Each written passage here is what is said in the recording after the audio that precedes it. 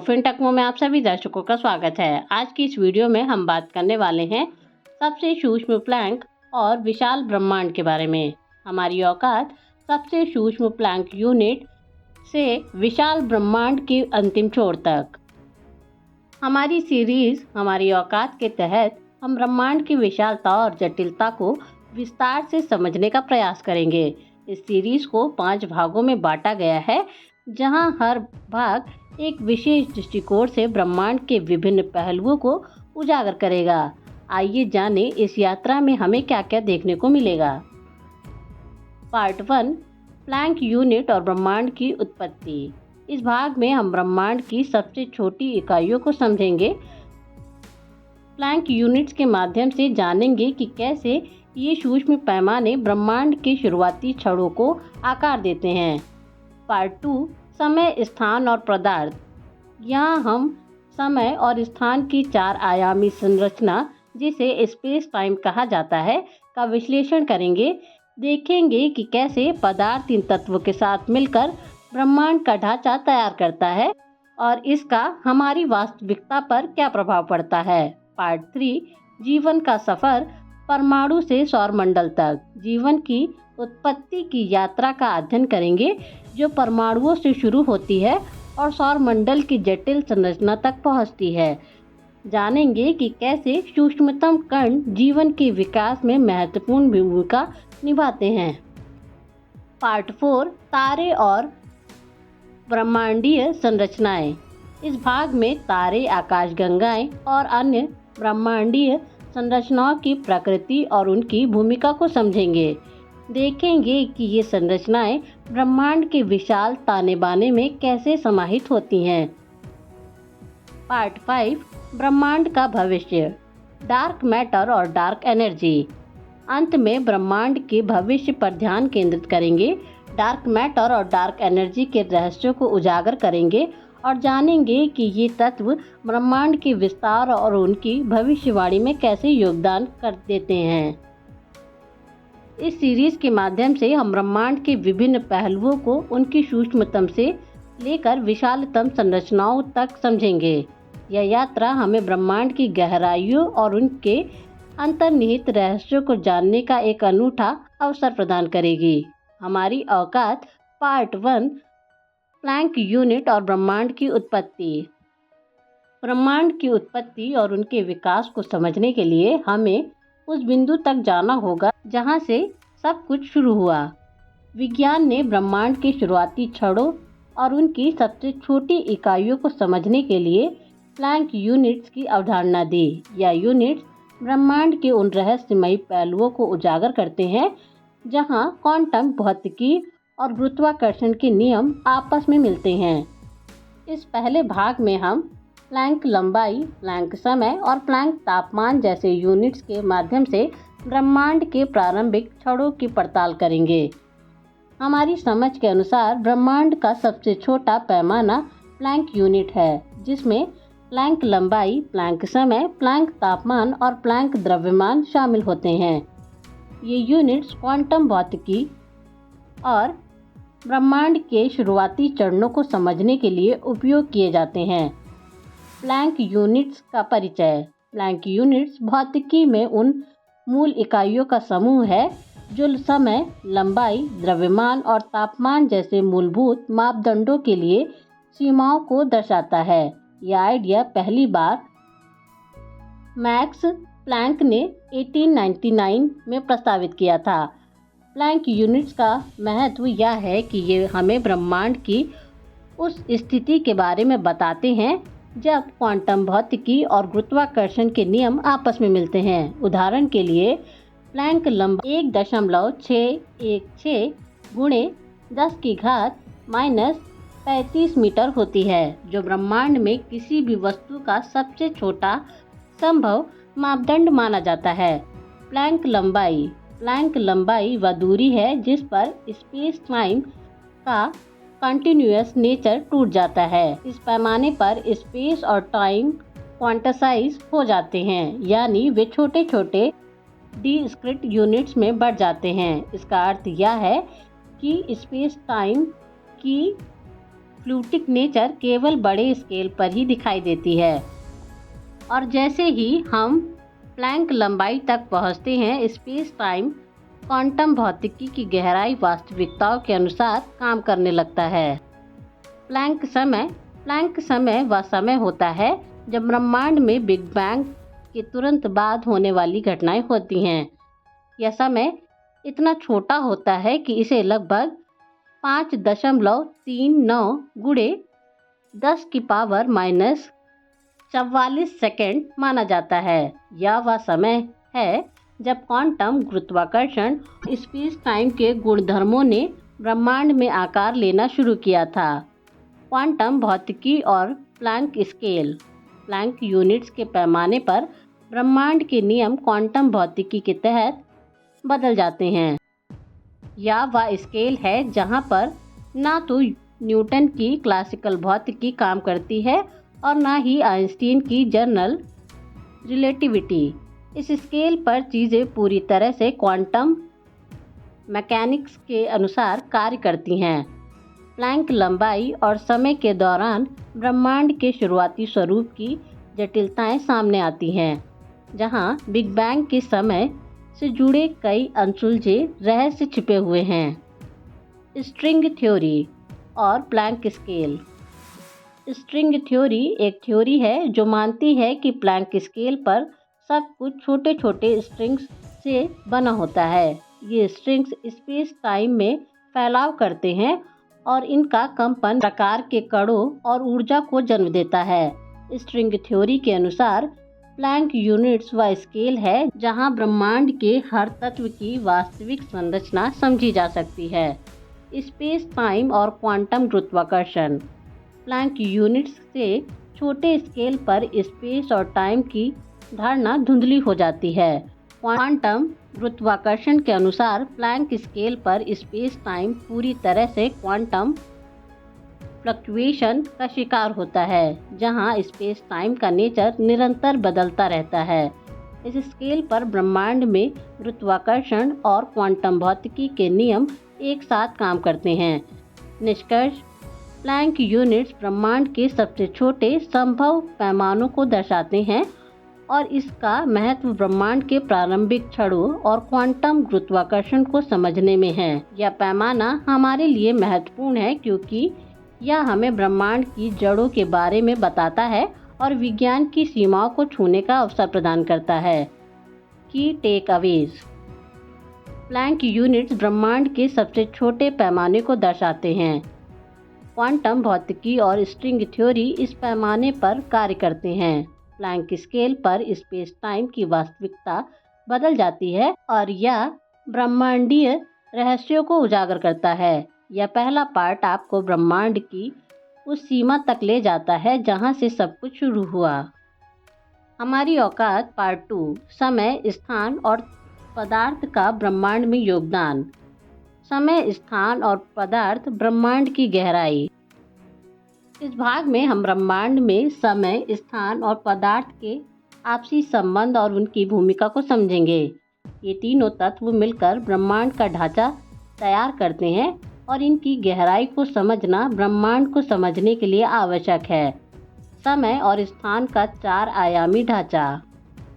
समय और स्थान एक दूसरे से जुड़े हुए हैं। अल्बर्ट आइंस्टीन की जनरल रिलेटिविटी की थ्योरी के अनुसार समय और स्थान एक दूसरे से स्वतंत्र नहीं हैं, बल्कि एक 4 आयामी ढांचे के रूप में एकीकृत हैं, जिसे हम स्पेस टाइम कहते हैं। इस ढांचे में बड़े खगोलीय पिंडों जैसे कि तारे और ग्रह की उपस्थिति से स्पेस टाइम विकृत हो जाता है।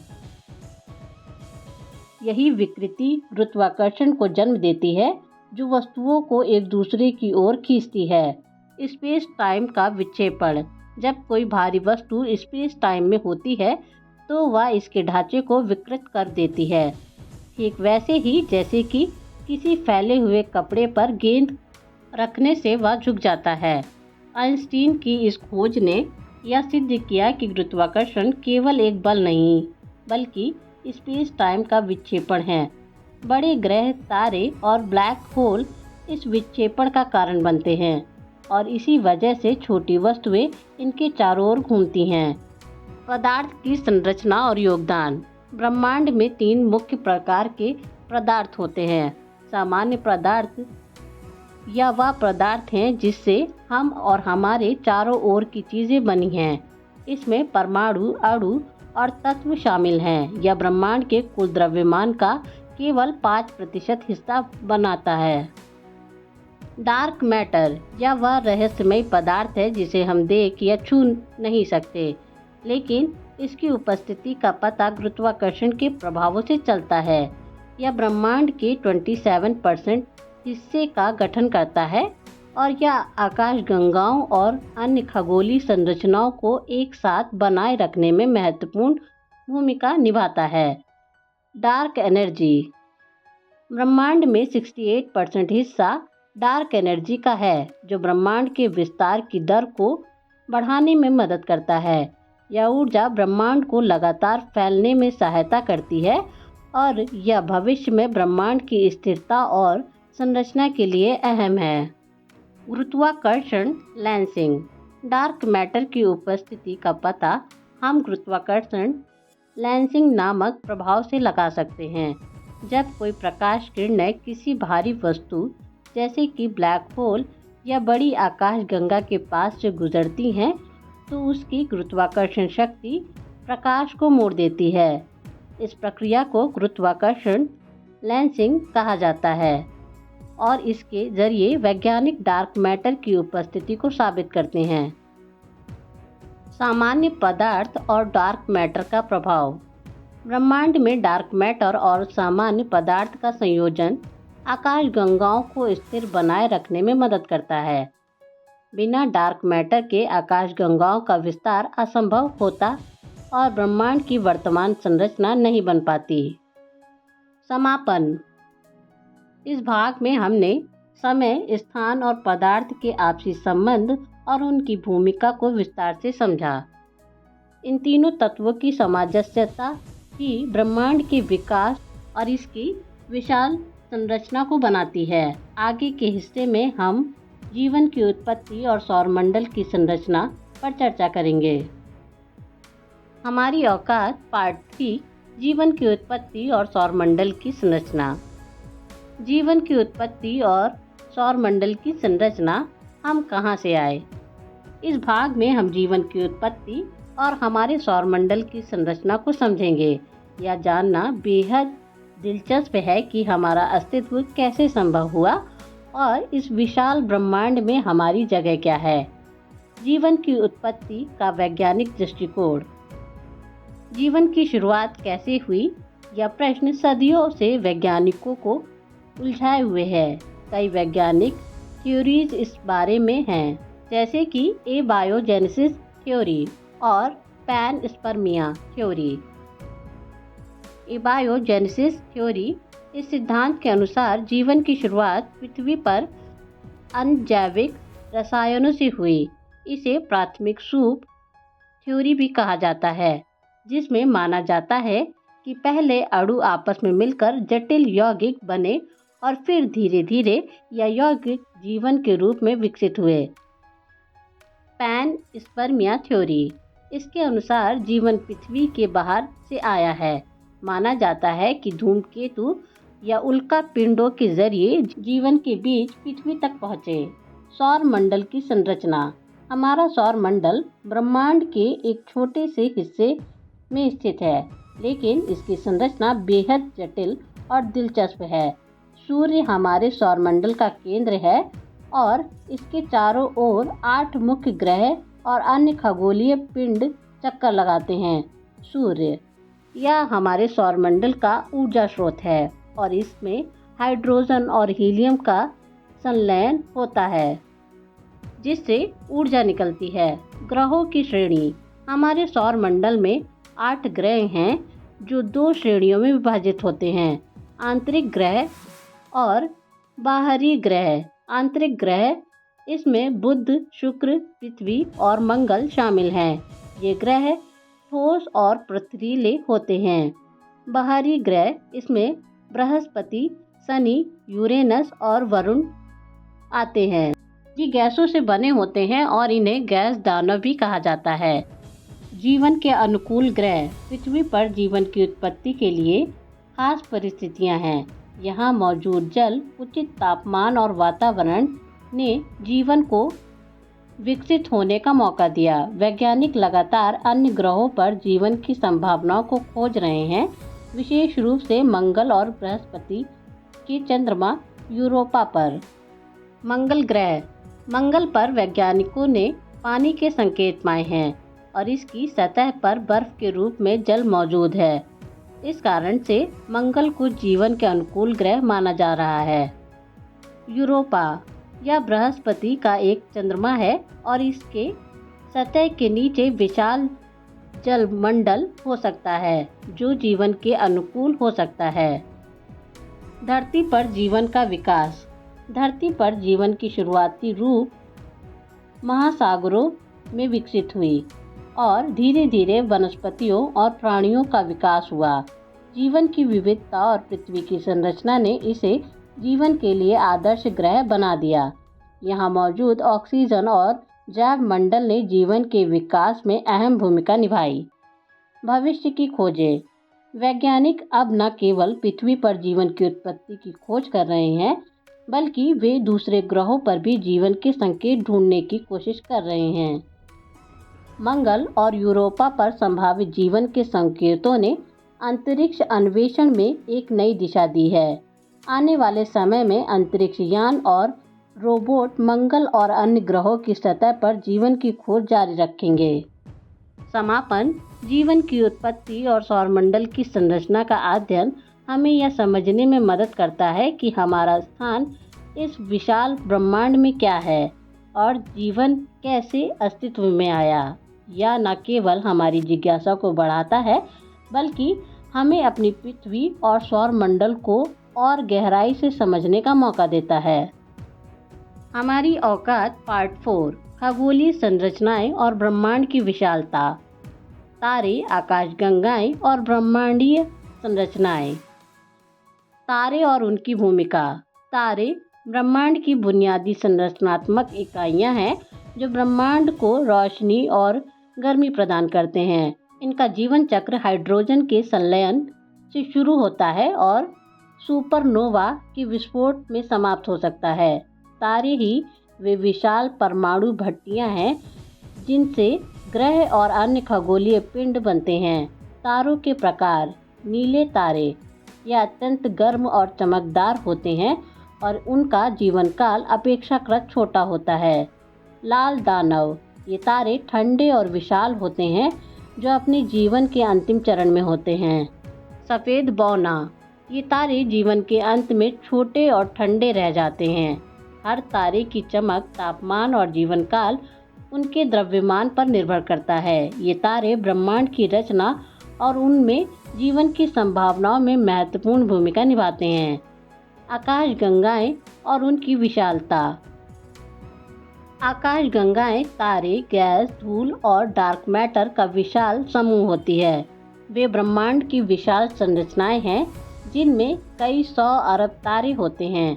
हमारी आकाशगंगा मिल्की वे एक सर्पिल आकार की आकाशगंगा है जिसमें अरबों तारे और सैकड़ों ग्रह मौजूद हैं। आकाशगंगाओं के प्रकार।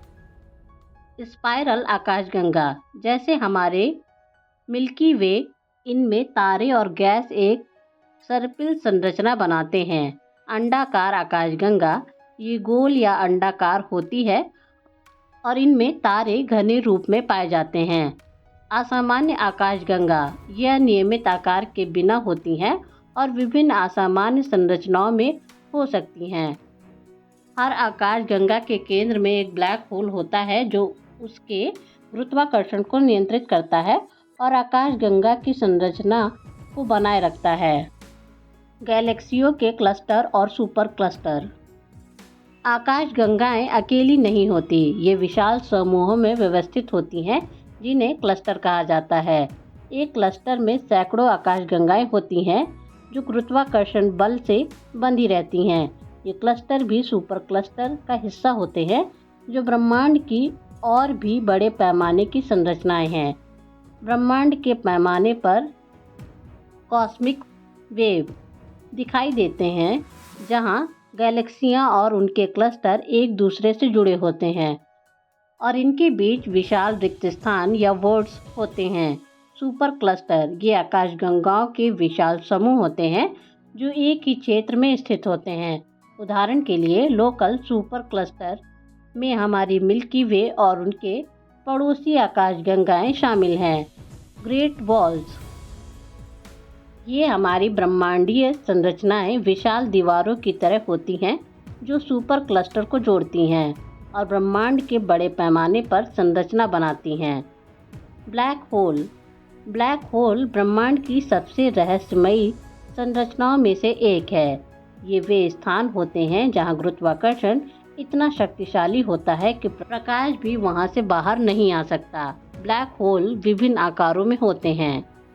सुपरमैसिव ब्लैक होल ये आकाशगंगाओं के केंद्र में होते हैं और अत्यधिक गुरुत्वाकर्षण का स्रोत होते हैं। स्टेलर ब्लैक होल ये सितारों के पतन से उत्पन्न होते हैं और इनके गुरुत्वाकर्षण क्षेत्र भी बेहद शक्तिशाली होते हैं। इवेंट होराइजन ब्लैक होल की वह सीमा है जिसके पार कुछ भी नहीं जा सकता। हाल ही में वैज्ञानिकों ने ब्लैक होल की पहली तस्वीर ली, जिसमें इस अद्भुत खगोलीय पिंड के अस्तित्व की पुष्टि हुई। डार्क मैटर और डार्क एनर्जी ब्रह्मांड का एक बड़ा हिस्सा ऐसा है जिसे हम देख नहीं सकते।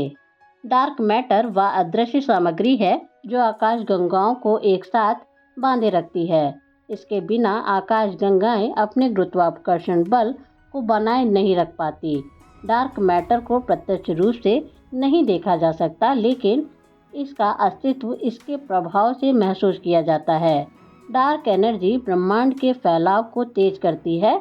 यह वह बल है जो आकाशगंगाओं को एक दूसरे से दूर धकेल रहा है, जिससे ब्रह्मांड निरंतर विस्तार कर रहा है। डार्क एनर्जी ब्रह्मांड के कुल द्रव्यमान का एक बड़ा हिस्सा है और इसका प्रभाव वैज्ञानिकों के लिए एक चुनौती बना हुआ है। ब्रह्मांड का विस्तार और उसका भविष्य। ब्रह्मांड लगातार फैल रहा है और यह प्रक्रिया हबल के कानून के तहत समझी जाती है। हबल के कानून के अनुसार आकाशगंगाएं हमसे दूर जा रही हैं और यह दूरी उनकी गति के सीधे अनुपाती होती है। डार्क एनर्जी इस विस्तार को और भी तेज कर रही है, जिससे ब्रह्मांड का भविष्य अज्ञात और रोमांचक बना हुआ है। ब्रह्मांड के निरंतर विस्तार का मतलब यह हो सकता है कि एक समय ऐसा भी आएगा जब एक आकाशगंगाएं इतनी दूर हो जाएंगी कि हम उन्हें देख नहीं पाएंगे। सुपरनोवा और उनका महत्व। सुपरनोवा एक तारे का विस्फोट होता है जो अपने जीवन के अंतिम चरण में हो सकता है। इस घटना के दौरान तारा अत्यधिक ऊर्जा और पदार्थ बाहर छोड़ता है। सुपरनोवा की घटनाएं ब्रह्मांड में भारी तत्वों को फैलाने और नए सितारों और ग्रहों के निर्माण में महत्वपूर्ण भूमिका निभाती हैं। निष्कर्ष, इस पार्ट में हमने तारों से लेकर ब्लैक होल और डार्क मैटर तक ब्रह्मांड की विशालतम संरचनाओं का अध्ययन किया। ये सभी खगोलीय पिंड और शक्तियाँ हमारे ब्रह्मांड की विशालता और रहस्य को उजागर करते हैं। ब्लैक होल और डार्क मैटर जैसी अदृश्य शक्तियों का अध्ययन अभी जारी है, जो हमें ब्रह्मांड के बारे में और भी गहरी समझ प्रदान करेंगे। हमारे ब्रह्मांड की विशालता हमें हमारी औकात का एहसास कराती हैं और यह कि हम इस अनंत ब्रह्मांड में केवल एक छोटी सी इकाई हैं। यह जानकारी हमें ब्रह्मांड की उत्पत्ति, उनकी संरचना और उसके भविष्य की ओर एक गहरी समझ की ओर ले जाती है। हमारी औकात पार्ट 5, ब्रह्मांड का प्रारंभ और भविष्य। बिग बैंग से लेकर अंत तक ब्रह्मांड की शुरुआत और संभावित भविष्य। ब्रह्मांड का जन्म, बिग बैंग। ब्रह्मांड की उत्पत्ति लगभग 13.8 अरब वर्ष पहले बिग बैंग से हुई मानी जाती है। इस सिद्धांत के अनुसार ब्रह्मांड एक अत्यंत घनी और गर्म अवस्था से उत्पन्न हुआ था।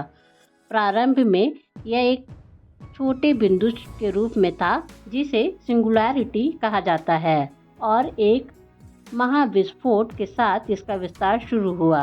बिग बैंग के तुरंत बाद ब्रह्मांड में मुख्य रूप से केवल ऊर्जा थी, लेकिन कुछ समय बाद प्राथमिक कण का निर्माण हुआ। यही कण बाद में मिलकर परमाणु और फिर गैस के विशाल बादल बने, जिनसे तारे, ग्रह और आकाशगंगाएं बनी। प्रारंभिक ब्रह्मांड। बिग बैंग के कुछ ही मिनटों बाद ब्रह्मांड में केवल हल्के तत्व जैसे हाइड्रोजन और हीलियम मौजूद थे। भारी तत्व जैसे कार्बन और ऑक्सीजन तारे के अंदर के परमाणु संलयन के माध्यम से बाद में बने।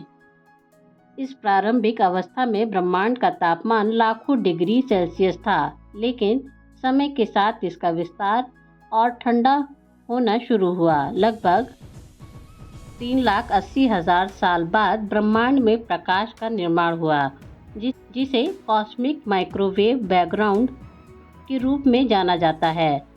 CMB वह सबसे पुरानी प्रकाश की तस्वीर जिसे हम आज भी देख सकते हैं।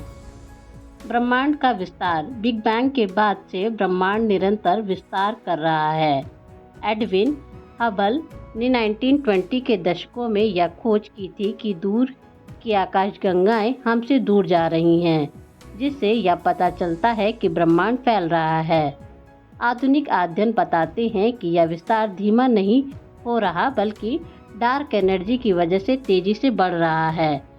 इस अनजानी ऊर्जा का प्रभाव इतना शक्तिशाली है कि यह ब्रह्मांड की संरचनाओं को एक दूसरे से दूर ढकेल रही है। ब्रह्मांड का भविष्य। ब्रह्मांड का भविष्य वैज्ञानिकों के लिए एक बड़ा प्रश्न है। इसके कई संभावित अंत हो सकते हैं, जिनमें से कुछ प्रमुख सिद्धांत हैं। Big crunch.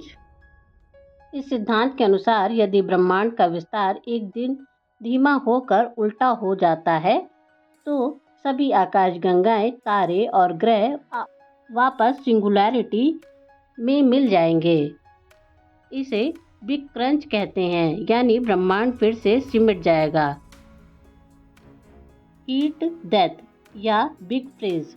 अगर ब्रह्मांड का विस्तार हमेशा जारी रहता है, तो अंततः सभी तारों का ईंधन खत्म हो जाएगा और ब्रह्मांड धीरे धीरे ठंडा हो जाएगा। यह अवस्था हीट डेथ या बिग फ्रीज कहलाती है, जहां सभी ऊर्जा समाप्त हो जाएंगी और जीवन की संभावना शून्य हो जाएगी। Big rip. अगर डार्क एनर्जी बहुत तेजी से फैलने लगे, तो यह आकाशगंगाओं, तारों, ग्रहों और यहाँ तक कि परमाणुओं को भी फाड़ सकती है। या बिग रिप की स्थिति होगी जहाँ ब्रह्मांड के सभी हिस्से एक दूसरे से अलग हो जाएंगे। Multiverse theory. हाल के वर्षों में मल्टीवर्स थ्योरी पर भी चर्चा हो गई है, जिसमें कहा जाता है कि हमारा ब्रह्मांड एक अकेला नहीं बल्कि कई अन्य ब्रह्मांड भी हो सकते हैं। यह ब्रह्मांड के अपने अलग भौतिक नियम और प्रारंभिक स्थितियां हो सकती हैं। हालांकि मल्टीवर्स थ्योरी को सिद्ध करने के लिए ठोस प्रमाण अभी तक नहीं मिले हैं, लेकिन यह एक रोमांचक संभावना है जो हमें ब्रह्मांड की मौलिक संरचना पर और अधिक प्रश्न करने के लिए प्रेरित करती है। निष्कर्ष। ब्रह्मांड की उत्पत्ति और इसके भविष्य को लेकर कई सिद्धांत हैं, लेकिन इस बात पर सहमति है कि ब्रह्मांड की कहानी बिग बैंग से शुरू हुई थी। चाहे बिग क्रंच हो, बिग फ्रीज हो या फिर बिग रिप, ब्रह्मांड का अंत एक रहस्यमयी और पेचीदा सवाल बना हुआ है। मल्टीवर्स जैसी थ्योरी हमें यह सोचने पर मजबूर करती हैं कि क्या यह कहानी हमारे ज्ञात ब्रह्मांड से भी परे हो सकती है।